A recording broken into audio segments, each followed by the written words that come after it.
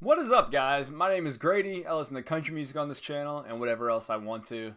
And I'm just going to shoot a video I've never shot before. And it's just going to be a first impressions. So, Carrie Underwood dropped a new album today called Cry Pretty. It's her sixth album. It's her first since moving over to Universal. It's a very interesting album.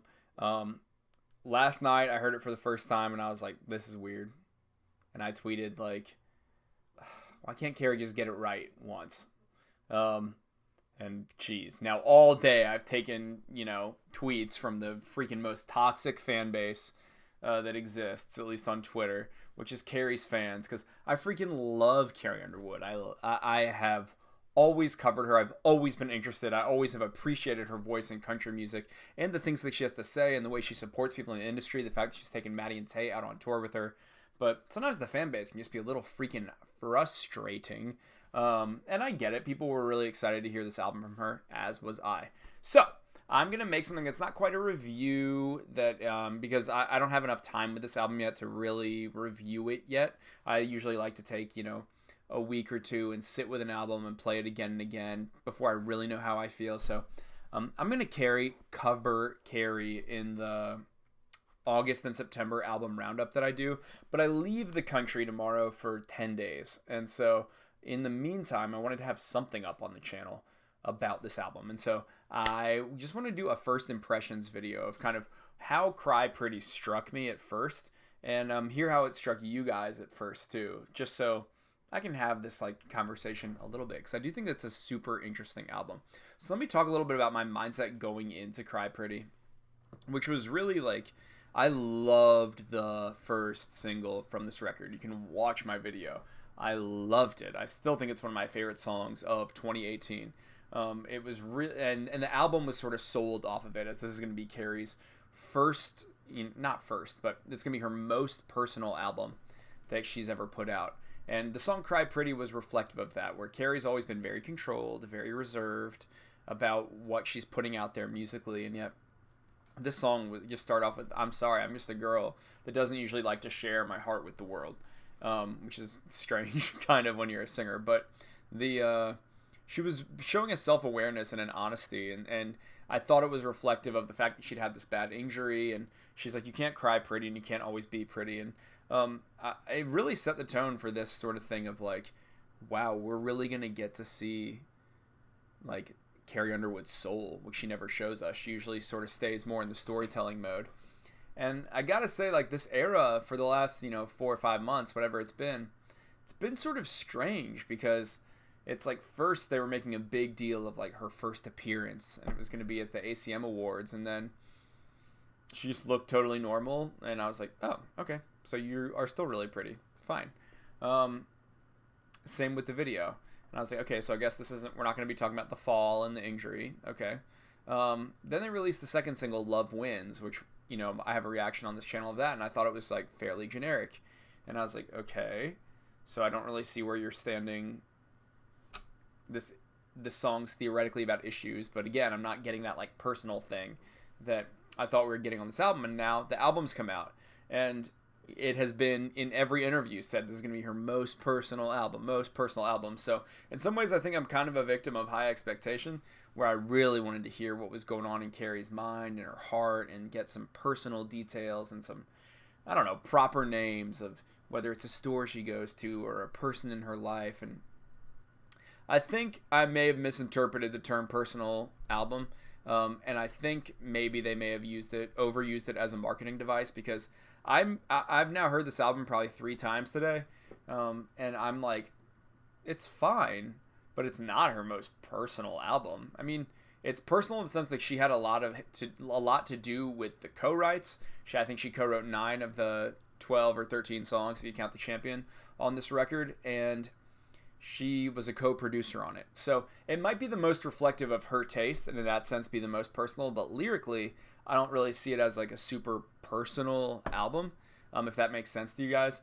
So I think the first listen, I was really oh, this song is kind of more like Storyteller than it is some, Miranda Lambert confessional, not to stoke a fan war between the Miranda fans and the Carrie fans. So let me just pull up the track list really quick. and go through some of the songs on Cry Pretty.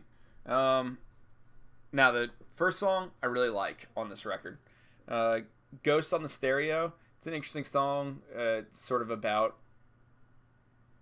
Hank and Haggard and Jones, but it also is like super contemporary. This whole record kind of is like a pop crossover. Low, I really like her vocal on Low. I think that's a cool song. But those three kind of have this like torchy sort of arena rock vibe to them, and they were feeling really consistent. And then starting with Backsliding, you realize this album was really meant to be more of like a pop crossover kind of album. And I feel that a lot on a few songs, like Backsliding. Southbound is supposed to be, it's almost like her version of Bro Country, which Marissa Moss makes a good point in her review for Entertainment Weekly that, you know, these songs are dime a dozen by guys, but they're not dime a dozen by girls, and so there is something kind of interesting about Southbound, but it's very commercial and sort of synthetic.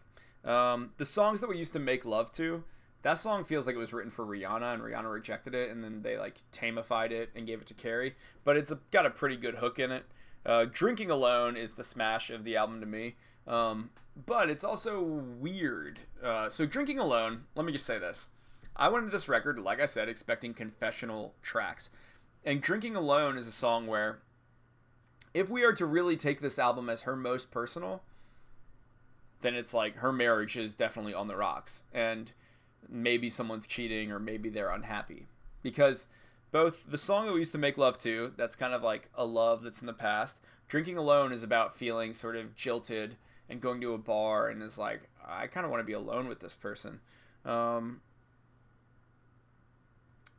And those really don't jive with, you know, the sort of meek spirit of Cry Pretty or the kind of familial spirit of Kingdom, which is the last track, which kind of presents a really happy home life. And so Drinking Alone is like a perfect example where I'm like, I think Carrie might love singing these sort of like sexy, naughty ballads. And she sounds good on it, and her rhythm's really in time, and it sounds just cool and R&B tinged, but it does not fit with this like super personal narrative. And so that kind of like gets to my general beef with this record, which is there's a lot of good songs on here. There's a lot of pop songs on here. And there's a couple country songs, but together I don't know that they're an album. I don't know that this feels like an album when I listen to it as much as it feels like a bunch of songs. Do you guys get that? So like End Up With You is a little bit of a sexier pop song. Love Wins and The Bullet, I think both have really good intentions. They're kind of big message songs, but I think they're not specific enough. The Bullet, I think, actually is way better than Love Wins. The Bullet's like a really pretty lyric where it says the bullet keeps on going. And I think there's a lot of pretty lyrics on this record. I actually think like Drinking Alone has some cool lyrics. I think that Low has some really nice lyrics. Cry Pretty. But in general, I don't feel like this feels that different than other Carrie Underwood albums, and I was kind of expecting, maybe naively, since it's her sixth album, like something super different. I thought with the label shift, with Cry Pretty being the first single, we were going to get this like big personal moment. That's not, I think I'm just going to accept that's maybe not fully who Carrie is. At her best moments, I think she's like freaking unbelievable, and I really like her, but this record's just not what I was expecting, and so that's why I'm calling this a first impressions, not a review. I'll give my final score on it whenever I do review this record, but just different than I expected, you know? The highlights for me are absolutely Cry Pretty, Low, Drinking Alone. Kingdom, I think, is a really good lyric, but it's a little overwrought of a production for me. Spinning Bottles is a really cool song. I thought that was like a way better message song than The Bullet or Love Wins. I thought that was like a much, much better song and a really like haunting melody. Her vocals on it are excellent. I feel like she cares about the things she's singing about on this record, which is nice to hear. She does seem super engaged, and she seems really like in the pocket rhythmically, which I think is good. You know, there's times where on like Heartbeat would be a good example where There's that line where it's like red wine, good times, and I always have felt like that line bothers me because it feels a little off rhythm. But I feel like Carrie is really in the pocket and grooving with these songs, so I really do feel like she's enjoying singing the songs on this record. It's just that I don't feel like they are telling a single story. I get a little bit of like, I'm happy in my kind of like quieter life with my husband and kids on the first and last track, and then I get like some vampy, sexy songs in the middle, which I don't quite know what to do with, and then Southbound's just a random party song, and like there's a sort of sadness to this record and like maybe a sexiness, but it's just not telling a consistent story, and that's really what makes a good album. And the message songs are a little bit too broad. So that's my first impressions of it. I'm not a hater of Carrie. I might not be her biggest fan in the world, but I'm certainly a fan. I say kind things about her all the time. And so if I'm seeming like weird and defensive in this, I think just like a full freaking day of getting berated by Carrie fans, I don't care that much. Like, this is not, if you're coming at me about like my opinions about the world, yeah, that hurts my feelings. If you're attacking me, but if you're attacking my opinion being different than yours about an artist, that's fine. I'm not gonna, lose too much sleep over it. So, but I guess it did rile me up a little and bother me. So I'm just posting this video. I just want to have a convo and explain kind of where I'm coming from. I think the production on this record is interesting.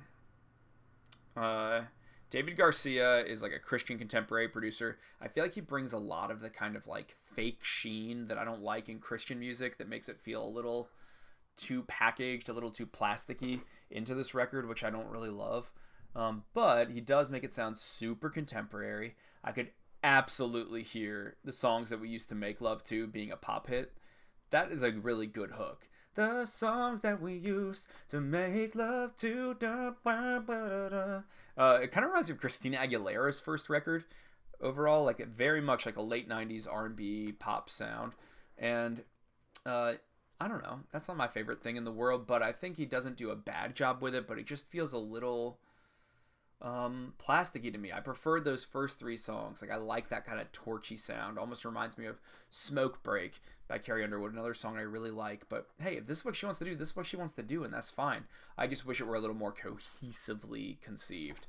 I'm looking at the time now. It's 12 minutes long. I'm going to cut this off because, I got to pack and leave the country. But I love you guys. I just want to start this convo. Hopefully this is scheduled for Saturday, so you guys have had a day with the album. But let me know what you think. Are your favorites the same as mine? And yeah, that's it. Okay.